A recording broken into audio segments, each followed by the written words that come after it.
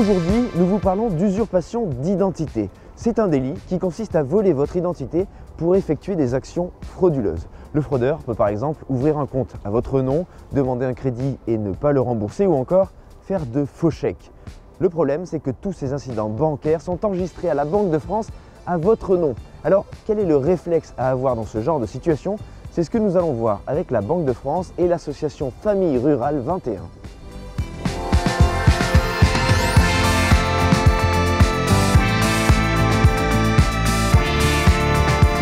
Le premier réflexe à avoir lorsque vous constatez qu'un usurpateur utilise votre identité, c'est de déposer plainte auprès du commissariat ou de la gendarmerie. Prévenez ensuite toutes les banques dont vous êtes client, puis vérifiez si des comptes ont été ouverts à votre nom par quelqu'un d'autre.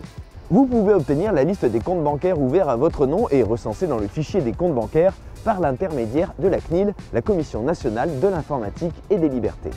Vérifiez si vous n'êtes pas fiché à la Banque de France, sur le fichier central des chèques ou sur le fichier des incidents de remboursement des crédits aux particuliers pour des incidents que vous n'avez pas commis. Vous pouvez effectuer cette démarche sur le site de la Banque de France, par courrier ou en prenant rendez-vous dans une succursale de la Banque de France. Si vous n'êtes pas fiché, effectuez cette vérification régulièrement. Si ces derniers reconnaissent l'usurpation, elle apposera alors une mention spéciale qui permettra de constater que vous n'êtes pas à l'origine de ces incidents. La Banque de France contactera ensuite les établissements concernés.